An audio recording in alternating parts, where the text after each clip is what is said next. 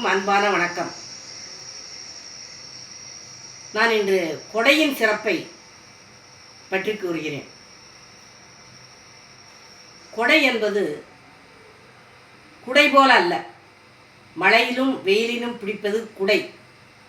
கொடுத்து கொடுத்து காப்பது அதுதான் கொடை. அள்ளி அள்ளி கொடுப்பது கொடை. அள்ளி கொடுத்தார்கள் வள்ளல்கள், அவர்களை வள்ளல்கள் என்று சொல்கிறார்கள். அள்ளி கொடுப்பவரை வள்ளல்கள் என்று சொல்கிறார்கள். பிரதி பலன் எதிர்பார்க்காமல், எந்தவித பலனையும் எதிர்பார்க்காமல் அள்ளி அள்ளி கொடுப்பதுதான் கொடை. சங்க காலத்திலே கடையேழு வள்ளல்கள் இருந்திருக்கிறார்கள் என்று சொல்லப்படுகிறது. கடை 7 வள்ளல்கள்: பாரி, காரி, ஓரி, பேகன், ஆய், நள்ளி, அதியமான். இதில் முதலாவதாக சொல்லப்படுபவன் பாரி. பரம்புராட்டை ஆண்டு வந்தான், ஒரு குறுநில மன்னன்.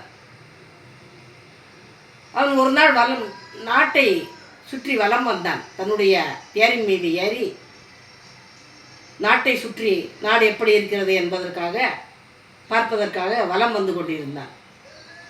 சுற்றி வரும்பொழுது, காட்டின் பகுதியை சுற்றி வரும்பொழுது ஓரிடத்திலே முல்லைக்கொடி பற்றுக்கொம்பு இல்லாமல் கீழே படர்ந்து கிடந்தது. அவன் இயற்கையை நேசிப்பவன், செடி கொடிகளுக்கும் உயிருண்டு என்பதை அறிந்தவன்.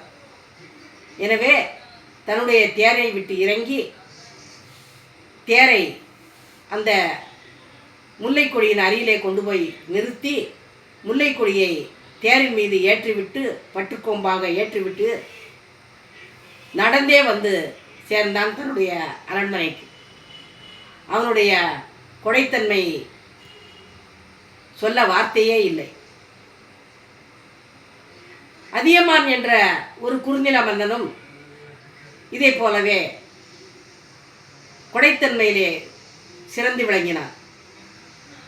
எப்படி என்றால், அவனுக்கு சாவா மருந்தாகிய நெல்லிக்கனி கிடைத்தது. அதை உண்பதற்கு யோசித்தான். நாம் உண்டால் நாம் மட்டும்தான் நன்றாக இருக்கலாம், ஆனால் இதையே ஒரு புலவருக்கு கொடுத்தால் நாடு வளம் பெறும், சீர்பெறும், மக்கள் நலமாக வாழ்வார்கள் என்பதை அறிந்து அவர் காலத்திலே வாழ்ந்த பெண்பால் புலவராகிய ஔவையாரை அழைத்து அவருக்கு அந்த நெல்லிக்கனியை கொடுத்து மகிழ்ந்தான்.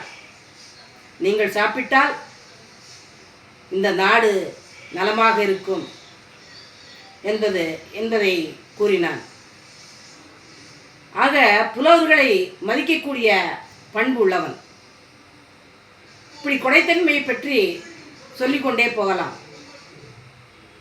கொடுத்து மகிழ்வதில் தான் மகிழ்ச்சி. கொடுத்து மகிழுங்கள். கொடுக்க கொடுக்க உங்களுக்கு அது திரும்ப வரும். பிறரிடம் வாங்குவதில் பெருமை இல்லை, பிறருக்கு கொடுப்பதில் தான் பெருமை இருக்கிறது என்று விவேகானந்தர் அறிவுரையாக கூறியுள்ளார். அறிந்து கொள்ளுங்கள். நன்றி, வணக்கம். வாழ்க வளமுடன்.